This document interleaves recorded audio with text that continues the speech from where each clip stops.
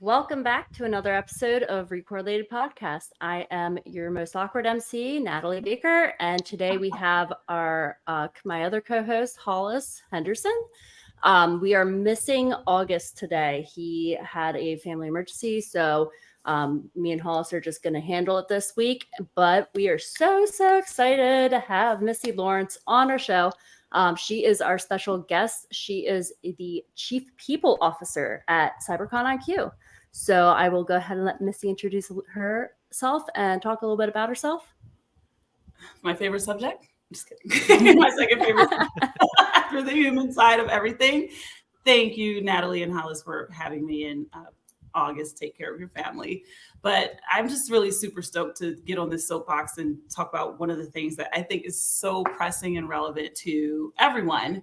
But at the same time, it's maybe off-putting for some people because security and cybersecurity, you're either on the side where you feel like you're really comfortable and you know what you're talking about, you work in the field, you have some level of pedigree or pedagogy around it. Then you're on the other side where it feels like you're constantly just being told what not to do, what not to click, how many clicks or how many things you have to put in to be able to get to the thing that you like, multi-factor authentication.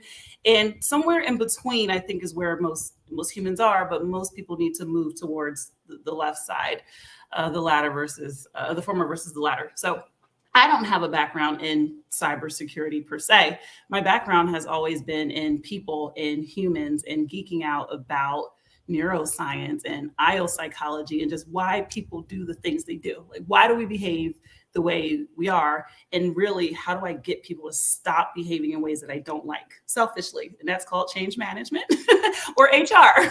So that's been my background for about 15 years. And the latter part of that 7 years, I've been focused on supporting chief technology officers, chief digital officers, wicked smart geniuses in cybersecurity, like the CEO of CyberconIQ, James Norrie. So in this role, my focus really is just to evangelize that the user threat landscape is just as important as any other threat landscape that we're thinking about on the technologist side. And then for the external people who don't work in cybersecurity, really just to kind of break down what all of this actually means, because you play a role in it. Over 85% of incidents of record, substantial incidents of record, $4 million ransomware, incidents of record are because a human clicked on something they shouldn't have, or because we had some other behavior in our human and computer interaction that allowed us to be more susceptible when we should have been more skeptical. So that's what I'm really excited about and looking forward to talking to you about today. Yes. So when I actually, I met James Norrie. He's wonderful and he's really super intelligent. In 5 minutes, 5 to 10 minutes, he could tell me what kind of clicker I was. Yes, clicker. So when you say clicker, like, will you explain that for other people? Because I'll jump into that too. Yeah, so clicker is like everybody clicks on phishing emails. Like, if you have good enough phishing emails, everybody's going to at some point or another maybe skip a step. And like so clicker being like what kind of phishing target needs to be like created for your mentality, your psychology. So that's kind of what a clicker is. Exactly. We're all clickers. Yeah. It's just knowing what kind of clicker you are. Yeah. Yep. So, and I really think that like users can definitely be your greatest vulnerability or your greatest asset. It just depends on whether you give them proper tools to understand what kind of clicker they are or what kind of vulnerability they are to your company. Like, some people aren't even really that much of click happy. It's mainly they go on social media and they divulge details they don't think that they're divulging as they're divulging them. Or maybe they're going into some large language model and doing something with generative AI like ChatGPT. How many people have gone onto GPT and they're putting information out there that now creates a whole nother realm of vulnerabilities in the threat landscape? Yeah. And it's absolutely crazy to think about how easy it is for someone to get into an interaction with a person and just take them into a completely separate mindset and way that they're going to do something. That's awesome. And seeing how to move someone is really neat and cool, but it's also super scary thinking about how quick it is to just change someone's perception and influence them in a way that you wouldn't think possible. Yeah. Do you know, because Natalie knows what kind of clicker she is. Do you know what kind of clicker you are, Hollis? I sadly do not. Awesome. This is great. Roll up my sleeve.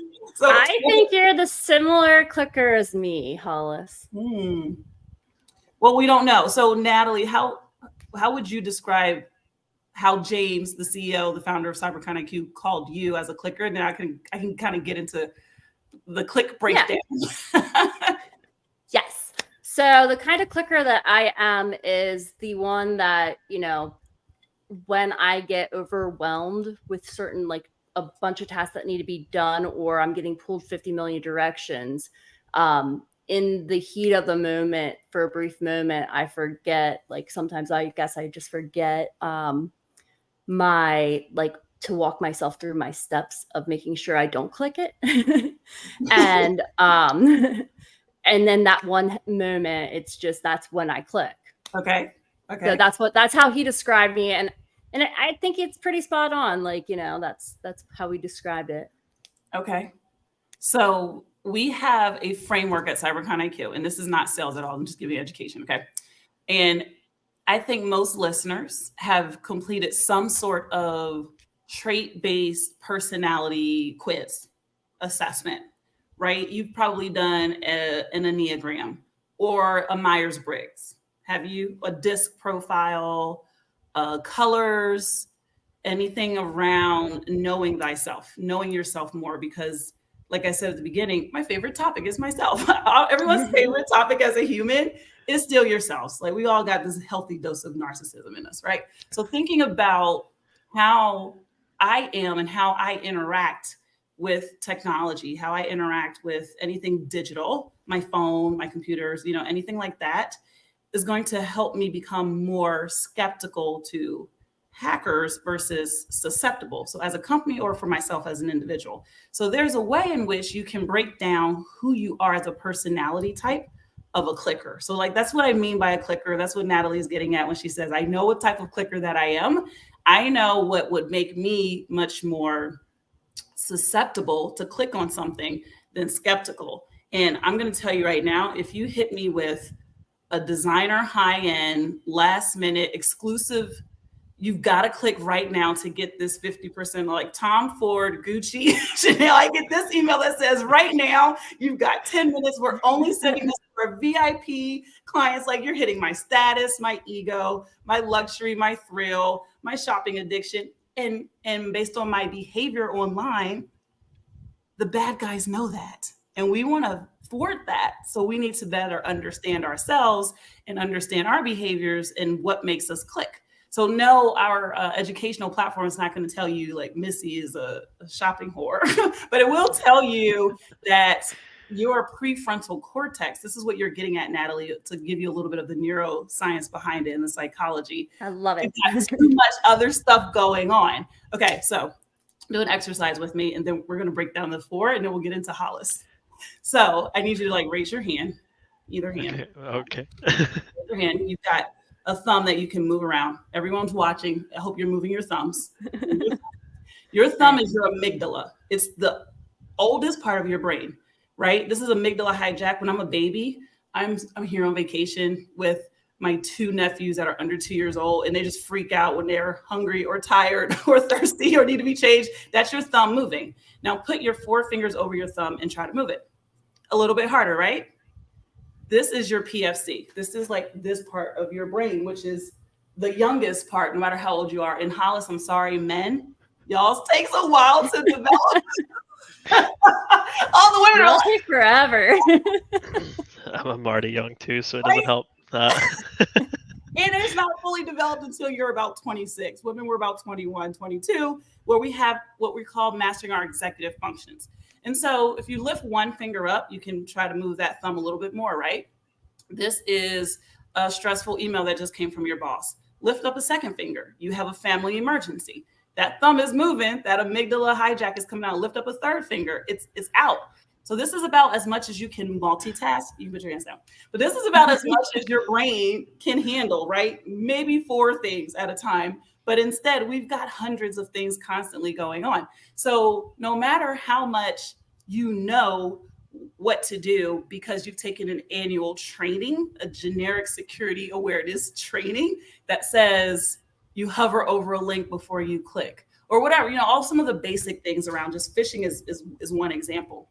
But these things somewhere back here, you've got too much going on. So you're reacting and you're not being more intuitive. You're not exercising a cyber judgment. And sophisticated hackers are not going to just send you a bad email that looks like it could have come from Bank of America, grandma, that actually has all kind of typos in it. And, or if someone calls you on a phone, it could, those are the old days of trying to get in from just one example of phishing, right? Things are much more sophisticated these days. So if you are already freaking out about anything on just a normal work day, or you're stressed or you're sick, you're not feeling well, it's going to increasingly make you much more susceptible than skeptical. So what you want to do is be able to know yourself and take more education and learn more about behaviors and behavior change, as opposed to just the generic standard, security awareness training. There's a huge difference between education and training. So once you know yourself and you know your style or your personality type as it comes to how you click, and we've got 4 quadrants, keeping it really simple, that helps us understand how to educate you. And then you can go through and make your training much more productive because you've got a broader, more self-aware educational profile. It's pretty spot on, Hollis, I'm telling you.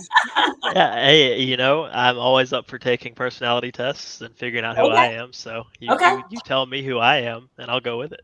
All right. Well, so out now, I already know exactly who you are, because if you try to tell me who I am, I'm going to tell you that you're wrong. You don't know me, and I'm not going to go with it. And I'm going to figure it out. So one example would be, and everyone listening, you Hollis first, send me a message, drop me a line in my DM, in my LinkedIn DM, and I will make sure that you get a complimentary awareness profile. You can go through and do the assessment and demo some of the products as well. Okay, but here's a great example. If you walk into a room, all white walls, no signage or anything. Don't ask me why you're there. I'm not that far yet in my example. But you walk into a room and there's just one table and there's a giant red button sitting on the table. What do you do? Probably just stare at it for a minute and try to find a reason not to push it. But you want to, right? Yeah. I want to push this button so badly, but you're going to think through, if I do, the floor could fall out from under me, or I don't know, MI6 comes in, or whatever. I don't know. The room self-destructs, right? What are you doing, Natalie? Are you hitting a button? No, I'd probably logically approach it. Do I throw something at it and see what happens and run out? Well, no, because the room are you not locked in? These are great questions. I don't know. But just the way in which you would react, or even have your thinking pattern around the button, that little bit of psychology is enough for sophisticated bad guys to know your behavior, online, and what you would do. I'm the type of person who would probably hit the button. I got to hit this button. It's going to drive me crazy. And in our 4 quadrants, I'm a risk maker. I know that about myself. And there's 4. So there's a breaker, a taker, a shaker, and a maker. And none of them are better or worse than the other. And every company has all of them. And it's really just about, again, knowing yourself and then having a conversation with yourself, having a conversation with others, the same way you do when you understand someone's psychology, right? I'm a Pisces. You're a Virgo. You're a Libra. I instantly think I know something about you. And now we can have an objective conversation. I know that's why I just didn't like your face. There was a reason. There's a reason right behind why you do the things you do.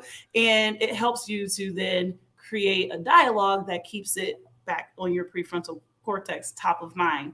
your cyber profile, so you know what type of a clicker that you are. You know, at least you Yeah. didn't say Gemini and that you didn't like me, so I'm gonna. Oh, Oh man. Yes. oh God. No, it's okay. And you do have a nice face. That was an example. Oh, thank you. Yeah. But I think it's so important to like talk about it, because like taking that user-centric approach where you're having users learn about themselves, I think that if more companies prioritize that, their users would understand like why they're clicking, if they click, how often they're clicking, that kind of ordeal, just on that psychological profile. It really makes a lot of sense. And it's super critical to prioritize, as cybersecurity leaders, to prioritize our user threat landscape. We can mitigate a lot of risks before, like, without having to take the risk. Like, we can look at a risk, say, hey, this is not worthy of us taking it, for almost everything else. Like, almost automate yourself out of risk. Yes. To an extent for everything else, but you cannot automate out your people and Right. and whether they're going to click or not. Pen testing, we could do penetration testing on your brain. Yeah. See where you're going. Yeah. Yeah, and I definitely think that when it comes to that user-centric approach, there's a couple of ways that we kind of dive into that, where there's the people that take security too far and they scare people, and the people that don't take security seriously enough. And finding that in between is so hard, because you can either have a user, like, I'll have an example. I don't know if my mother listens to this, but she might. She texted me the other day and she was like, hey, I got this text and I accidentally clicked this link, and she's on an iPhone, in which, inherently they have a little bit more security than like an Android. So I said, if you didn't type in any credentials or anything, I wouldn't worry too much about it, but I do appreciate you calling me. And so that's one of those things where I've thought to myself, have we defined or made a culture of security where it's just scaring people to death, where, next thing I'm going to have 8 of my relatives calling me saying, hey, is this bad? Well, yeah, like you want there to be a conversation and dialogue around it, but we just want it to be a bit more proactive, right? Yeah. As it's reactive, there's this fear mongering is what you're talking about that organizations do.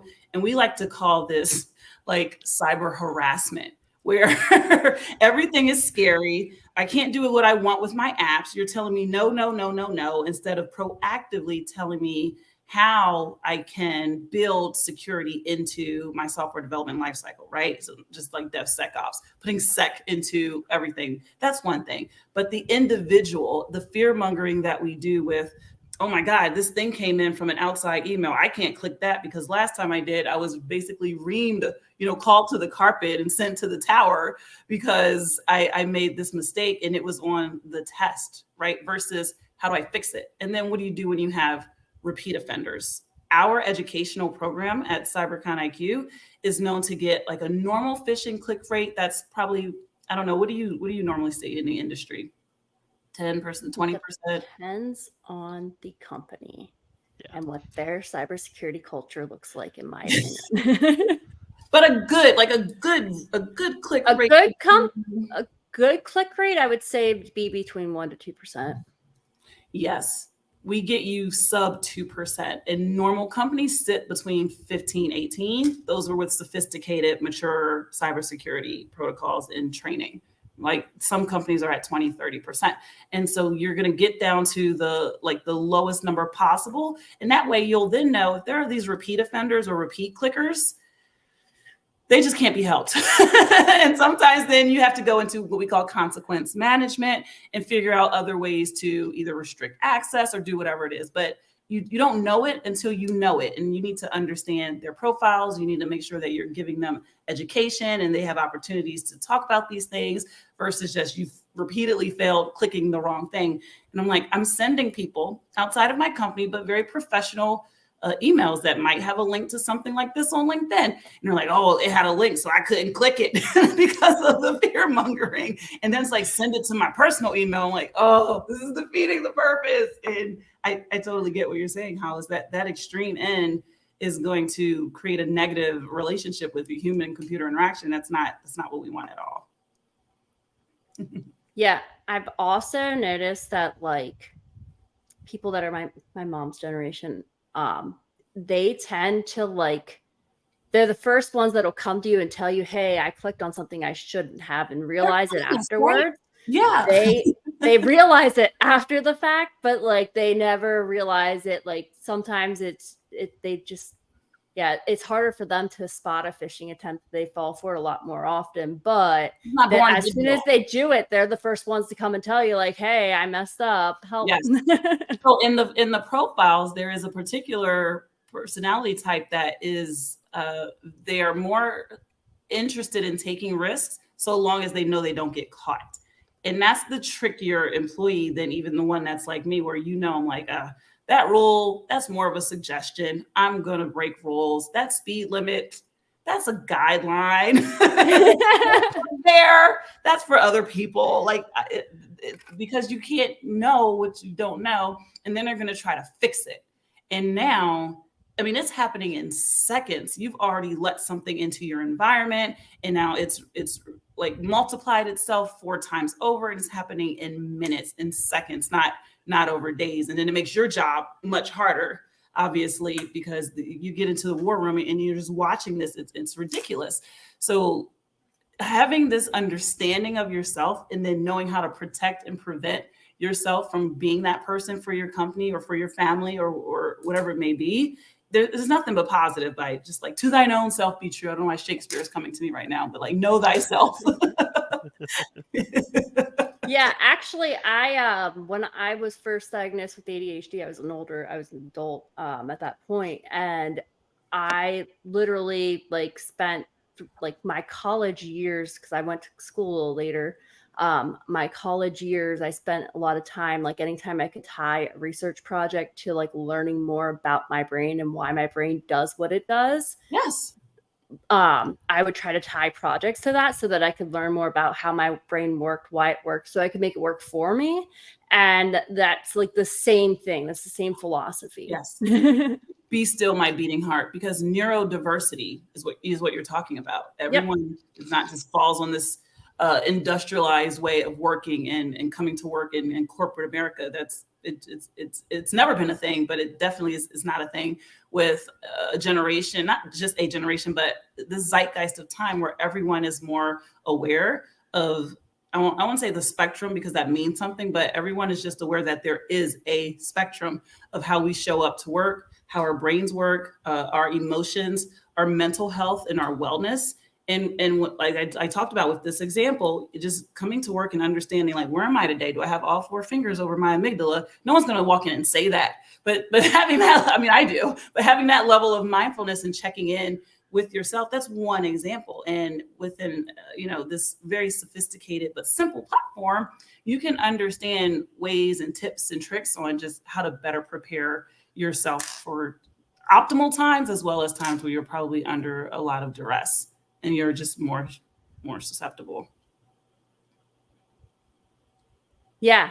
And again, we've talked about like the human element of cybersecurity, the outcomes and organizational resilience that like having that impact. Yeah. It will build the organizational resilience. So how would you go about creating a cybersecurity conscious culture? Well, I call it I do. And I love how you put it, like security conscious culture, but I want us to be more than conscious. I want us to be security first as a mindset. So everything to think secure so that I can go fast, secure so that I can be safe, secure so that I have the right data and the controls, and secure so that I have access to actually have the space to innovate and innovate well. It really starts with, and I don't want to use this word, but I have to, because you security sticklers and my techies and my engineers and my coders, you follow standards, right? You follow CIS or NIST or something. And it's so telling now that NIST just came out with NIST 10. And the way you do this, Natalie, I would say at a baseline, like level 1 of 5 in terms of maturity model around creating a security first culture, is you just have to start with governance. And that word sounds like it sounds anathema to what we're actually trying to do, because you want it to be organic and intuitive, but you have to start with at least a program that has a governance model in place. You need processes. You definitely need protocols. You need an investment in a team or people who can actually own security, privacy, compliance. If there is no effort behind it, there are no people behind it, there's no investment there, it's just not going to happen on its own. So you actually have to have some sort of governance model that says, hey, I'm Natalie, not necessarily here from the SOC to police you as a law enforcement officer, but I am here to protect and serve. And I want to be integrated into the product lifecycle, not even just the software development lifecycle, but how we organize and how we operate. So that means I have to have a relationship with the business beforehand. I have to be there. I have to have a seat at the table with marketing and with digital and with sales and with HR, so that we're doing security by design and our policies support that, our processes support that. And it's just ingrained in what you do. The way I define culture always is just the way we do things around here. That's your culture. And that's not something that actually can be taught. It can only be caught, right? Your values can be taught. They're on your website. This is what we believe. This is what we think. This is how we work. But just the way you navigate, the way you do things, it's a vibe, it's a feeling. Security has to come first. It's got to be ingrained in everything you do. And that just starts with your operating model, your org design, your relationships with the business, and security's relationships with the development team and the developers. So it's got to be at the SDLC and the product lifecycle. Absolutely. Yeah. And digging into the operations side, building a security first culture has to come from, I'd say, either the top down or the bottom to the top. When you start hiring individuals that take security consciously, and you can start teaching your help desk or your other individuals in this operations team of how security works and the intricacy and the beauty behind it, you can really bring that forward and bring that culture more forefront to advance that security side or the security life cycle. Yes. And without that, right, and having those people to drive that, you're kind of playing on a field that's hardball, right? You're this director and you just come in and you think, oh, I'm going to change this entire world, right? All these admins, there's global admins everywhere. Everyone has access. And you come in and then you lock it down, and then you immediately have everyone with pitchforks ready to come at you. Yes. Remind me to get a link out to the audience too on this topic of culture, Hollis, because you've nailed it. Culture can only be changed from the top down. You can influence change grassroots, right? Bottom up. You can, have this underground, like an occult movement, but you're only going to get but so far. Culture change has to start from the top down. The horizontal middle has the hardest job, those, managers and directors. And then it's up to the individuals, grassroots, bottoms up, as I call them, individual risk officers, to understand that it's their responsibility as much as anyone else's, but they're not just chastised when something's wrong. They're given education, like you said, the tools to understand their role as an individual risk officer, as a change champions group. Not to get too OCM-y, because it's not a start and end, right? It's ongoing, it's transformative, and it's just a way in which people need to think. So it's behavior change, it's behavior management more than it is like a communications plan around security, which would be change management. And so change leadership is culture change, and anything transformative has to start from the top down. And just like working out when you're at home, right? You have to have that discipline and continue with it. And you have to drive with people. You have to stick with it, or else, the one slip up and everything, all the dominoes fall. Can we automate that? Can we figure out how to do fantastic? We can figure out a way to do that. I think. On science, why can't I work out once a week at home and do some planks and have the body that I want? I don't know. I digress. But it requires that constant, continuous improvement, and it has to stay top of mind, or it's superfluous. Yeah, and that's why I think a lot of times when you see companies that they have implemented a training program that only once a year their users being educated or being tested, you need to send out maybe not weekly, but like monthly, quarterly, some type of notification, so that they're like, oh yeah, security. Because like I've worked at recently, like just cybersecurity companies that are more on like the consulting side. So like most of our users already like are bored when they're taking their annual training, right? Like annual training. Yeah, this training was developed 6 months ago. So we assume at cyberconIQ, we assume that everyone knows something about cybersecurity, or at least the latest and greatest. But that's the whole point. If it's an annual training, this isn't like the Hunger Games where we're all going to wait until this one point in time and say, okay, or the Purge, go get hacked and see how well you are against like the defenses. It's constant. So the threat landscape a month ago is completely different than it is today. So your annual training is already null and void, right? You need education that's ongoing, and we refresh at least quarterly, because the threat landscapes are continuing to change, and they need to stay relevant. That's the education part that I'm talking about. That's different than a once in a while training. Do you know the difference between education and training? I love this. I do. Because the analogy I use, and these are all adults, right? This is LinkedIn. Everyone's 18 or 21. Yeah. So there's a difference. The way I like to describe it is you think about sex. Education happens very early on, right? Birds and the bees, education, middle school, probably something like that. We don't want training, which is practice in elementary school, right? These are things where it comes to like knowing yourself is an ongoing conversation. It's experiences that you get as you get certain levels of maturity. And that's what I mean by educate. That annual training where you might go and see if you can do it well, you need the education more ongoing. That's what the human condition is all about.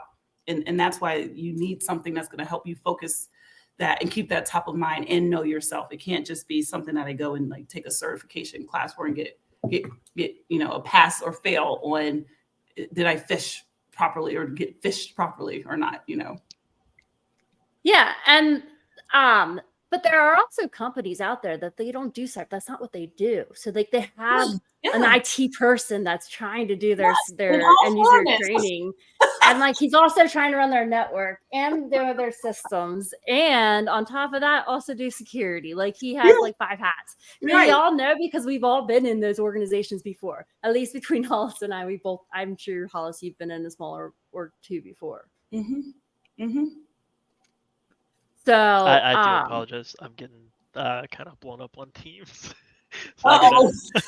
Teams monster. Oh, no.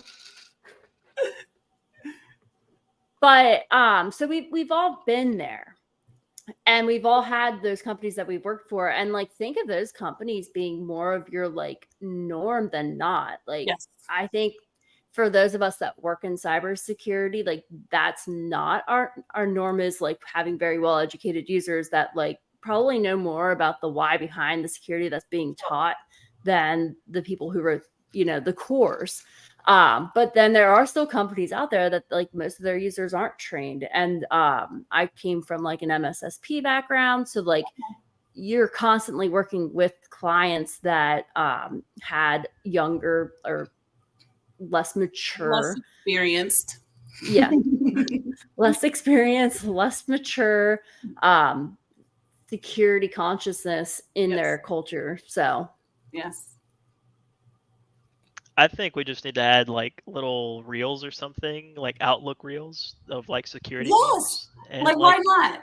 Like just push like little push notifications. It's like these are nudges, right? We do nudges anyway for other things in cybersecurity. So like why wouldn't you have behavioral nudges to keep things top of mind? Let's add that to our list for CyberCon if we're listening. Because the platform, you could totally do that. Why not?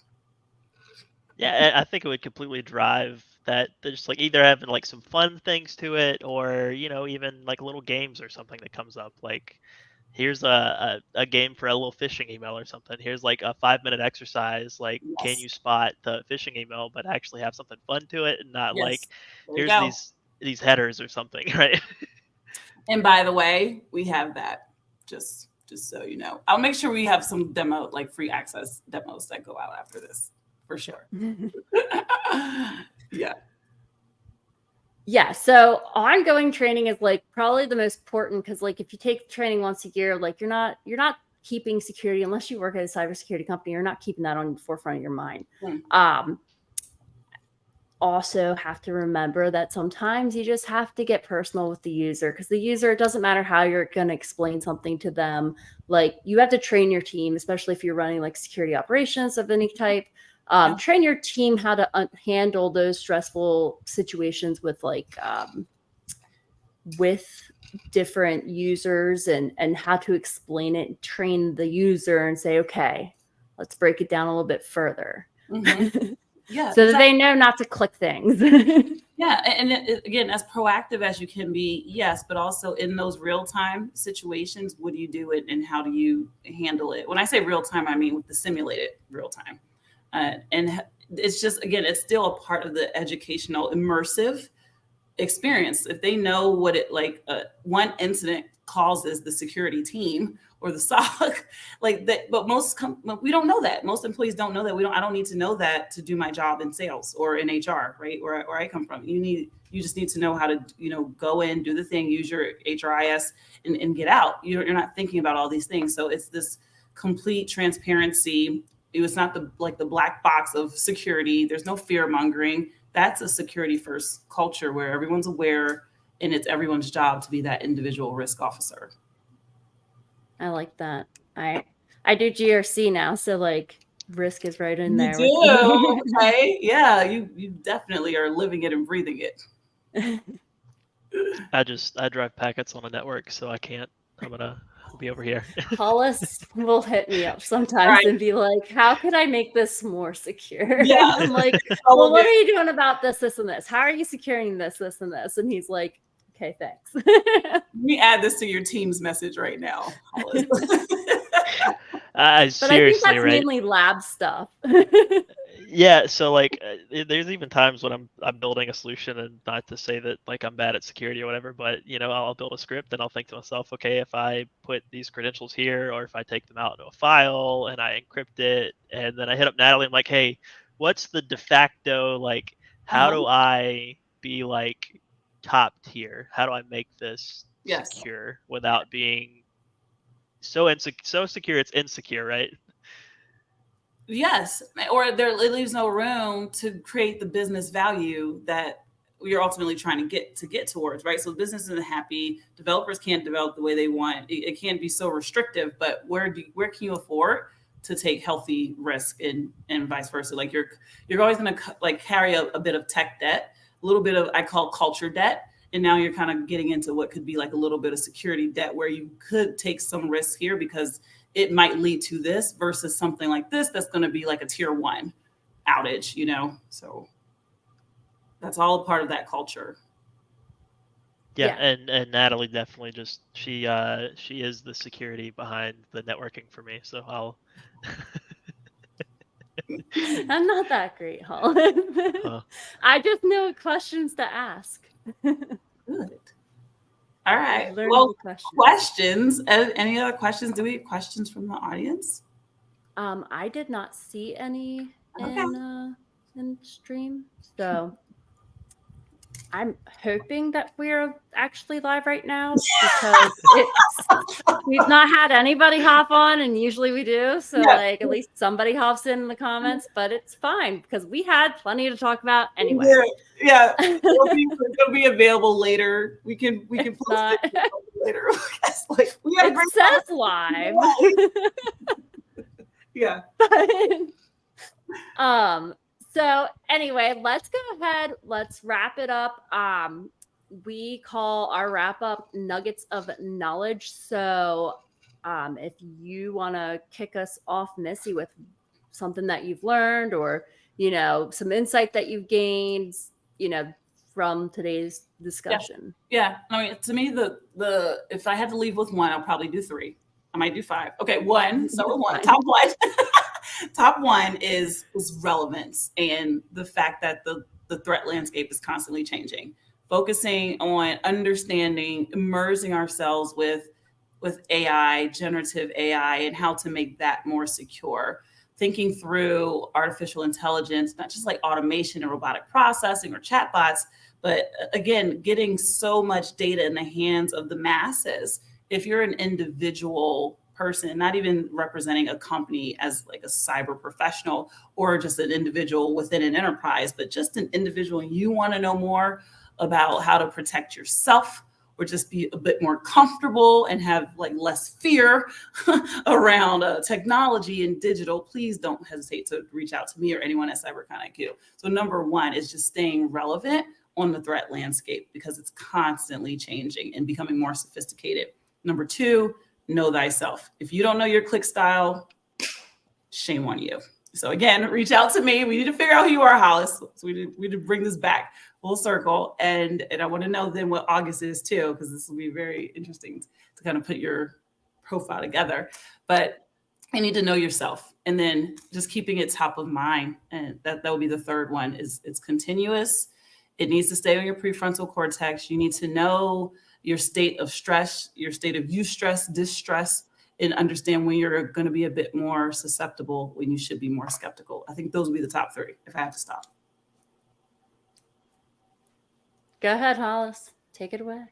Yeah, so mine's not going to be as good, but I don't think either of ours is going to be as good. I will say that I definitely have learned about a new tool today that I did not know about previously, and that I will take that and hopefully have that in a back pocket one day when I think to myself, if I ever get in a position that I can make a decision like that, that, maybe CyberCon can help me out and give me something that's actually what I would think would be pretty cool. Hopefully those Outlook things happen, but yeah. I learned that we're developing on air with ideas. That's what I'm saying. Like, make sure we get the show notes. I'll send them to you for sure. Also, I think you brought up a really good point, Missy, when we were talking about balancing security and availability. I think that's really super important, and keeping that top of mind while you're also you're not fear mongering. Hollis, you brought that up too, where you're not fear mongering, but you're keeping users educated and relevant in the threat landscape and always assessing that. But also don't forget that availability is still important to users. So you can't go crazy with locking it down, but there are certain steps that you can take to lock down your environment better to better enable your users. Drops mic.